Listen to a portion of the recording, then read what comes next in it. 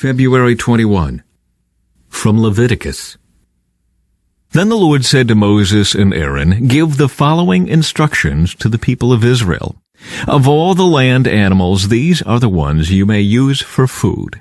You may eat any animal that has completely split hooves and chews the cud. You may not, however, eat the following animals that have split hooves, or that chew the cud, but not both. The camel chews the cud, but does not have split hooves, so it is ceremonially unclean for you. The hyrax chews the cud, but does not have split hooves, so it is unclean. The hare chews the cud, but does not have split hooves, so it is unclean. The pig has evenly split hooves, but does not chew the cud, so it is unclean. You may not eat the meat of these animals, or even touch their carcasses. They are ceremonially unclean for you. Of all the marine animals, these are ones you may use for food. You may eat anything from the water if it has both fins and scales, whether taken from salt water or from streams. But you must never eat animals from the sea or from rivers that do not have both fins and scales. They are detestable to you. This applies both to little creatures that live in shallow water and to all creatures that live in deep water. They will always be detestable to you. You must never eat their meat or even touch their dead bodies. Any marine animal that does not have both fins and scales is detestable to you. These are the birds that are detestable to you. You must never eat them: the griffin vulture, the bearded vulture, the black vulture, the kite, falcons of all kinds, ravens of all kinds, the eagle owl, the short-eared owl, the seagull, hawks of all kinds, the little owl, the cormorant, the great owl, the barn owl, the desert owl, the Egyptian vulture, the stork, herons of all kinds, the hoopoe, and the bat. You must not eat winged insects that walk along the ground. They are detestable to you. You may, however, eat winged insects that walk along the ground and have jointed legs so they can jump. The insects you are permitted to eat include all kinds of locusts, bald locusts, crickets, and grasshoppers. All other winged insects that walk along the ground are detestable to you. The following creatures will make you ceremonially unclean. If any of you touch their carcasses, you will be defiled until evening. If you pick up their carcasses, you must wash your clothes, and you will remain defiled until evening. Any animal that has split hooves that are not evenly divided, or that does not chew the cud, is unclean for you. If you touch the carcass of such an animal, you will be defiled.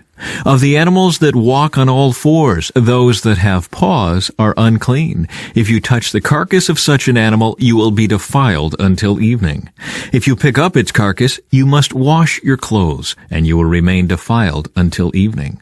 These animals are unclean for you.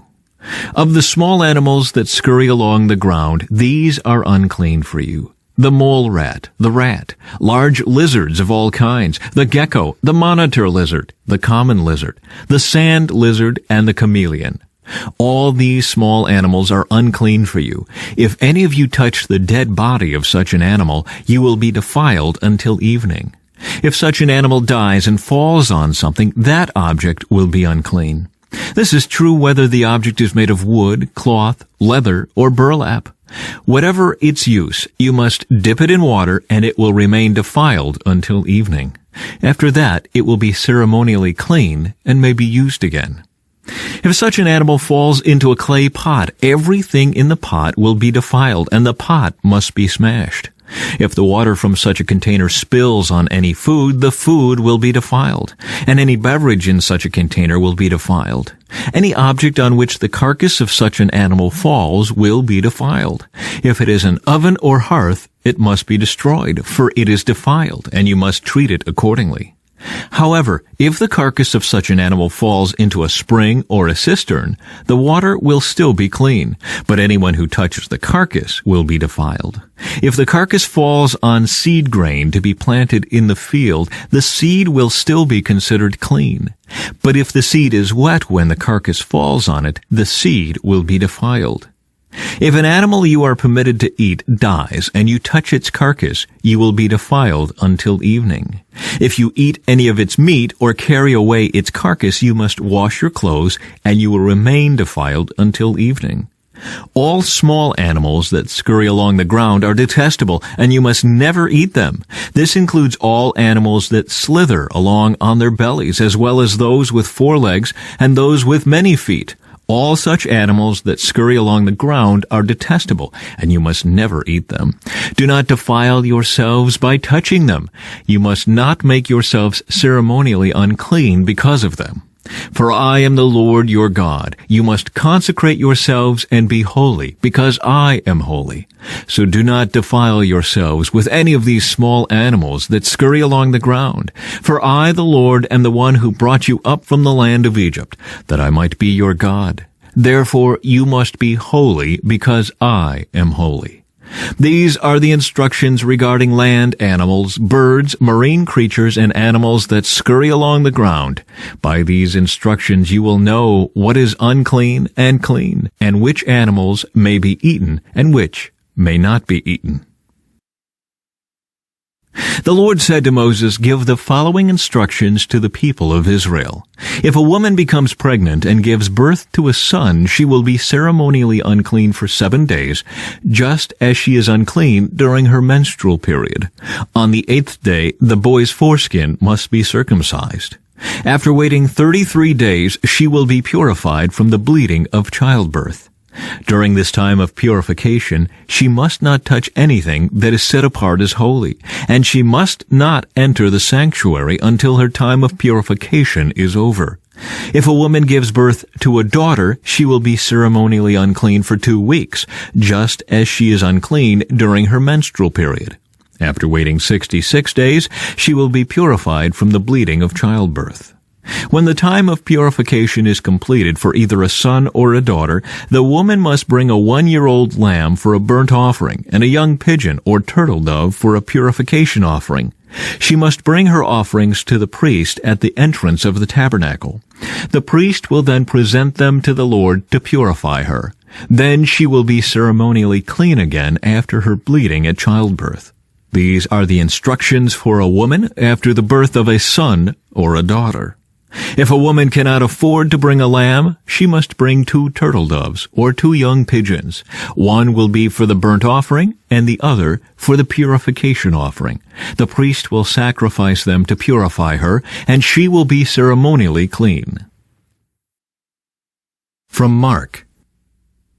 Jesus got into the boat again and went back to the other side of the lake, where a large crowd gathered around him on the shore. Then a leader of the local synagogue, whose name was Jairus, arrived. When he saw Jesus, he fell at his feet, pleading fervently with him. "My little daughter is dying," he said. "Please come and lay your hands on her. Heal her so she can live." Jesus went with him, and all the people followed, crowding around him.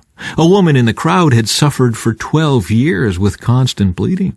She had suffered a great deal from many doctors, and over the years she had spent everything she had to pay them. But she had gotten no better. In fact, she had gotten worse. She had heard about Jesus, so she came up behind him through the crowd and touched his robe. For she thought to herself, "If I can just touch his robe, I will be healed." Immediately, the bleeding stopped, and she could feel in her body that she had been healed of her terrible condition. Jesus realized at once that healing power had gone out from him, so he turned around in the crowd and asked, "Who touched my robe?" His disciples said to him, "Look at this crowd pressing around you. How can you ask, 'Who touched me?'" But he kept on looking around to see who had done it. Then the frightened woman, trembling at the realization of what had happened to her, came and fell to her knees in front of him and told him what she had done. And he said to her, "Daughter, your faith has made you well. Go in peace. Your suffering is over." While he was still speaking to her, messengers arrived from the home of Jairus, the leader of the synagogue. They told him, "Your daughter is dead. There's no use troubling the teacher now." But Jesus overheard them and said to Jairus, "Don't be afraid. Just have faith." Then Jesus stopped the crowd and wouldn't let anyone go with him except Peter, James, and John, the brother of James. When they came to the home of the synagogue leader, Jesus saw much commotion and weeping and wailing. He went inside and asked, "Why all this commotion and weeping? The child isn't dead. She's only asleep." The crowd laughed at him, but he made them all leave, and he took the girl's father and mother and his 3 disciples into the room where the girl was lying. Holding her hand, he said to her, "Talitha cum," which means, "Little girl, get up." And the girl, who was 12 years old, immediately stood up and walked around. They were overwhelmed and totally amazed. Jesus gave them strict orders not to tell anyone what had happened, and then he told them to give her something to eat. Psalm 38. O Lord, don't rebuke me in your anger, or discipline me in your rage. Your arrows have struck deep, and your blows are crushing me.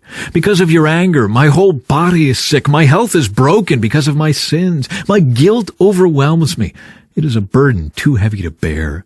My wounds fester and stink because of my foolish sins. I am bent over and racked with pain. All day long I walk around filled with grief. A raging fever burns within me, and my health is broken. I am exhausted and completely crushed. My groans come from an anguished heart. You know what I long for, Lord. You hear my every sigh. My heart beats wildly. My strength fails, and I am going blind. My loved ones and friends stay away, fearing my disease. Even my own family stands at a distance. Meanwhile, my enemies lay traps to kill me. Those who wish me harm make plans to ruin me. All day long they plan their treachery. But I am deaf to all their threats. I am silent before them as one who cannot speak. I choose to hear nothing, and I make no reply. For I am waiting for you, O Lord. You must answer for me, O Lord my God. I prayed, don't let my enemies gloat over me or rejoice at my downfall. I am on the verge of collapse, facing constant pain, but I confess my sins. I am deeply sorry for what I have done. I have many aggressive enemies. They hate me without reason. They repay me evil for good and oppose me for pursuing good. Do not abandon me, O Lord. Do not stand at a distance, my God. Come quickly to help me, O Lord, my Savior. From Proverbs. The wise are glad to be instructed, but babbling fools fall flat on their faces. People with integrity walk safely, but those who follow crooked paths will slip and fall.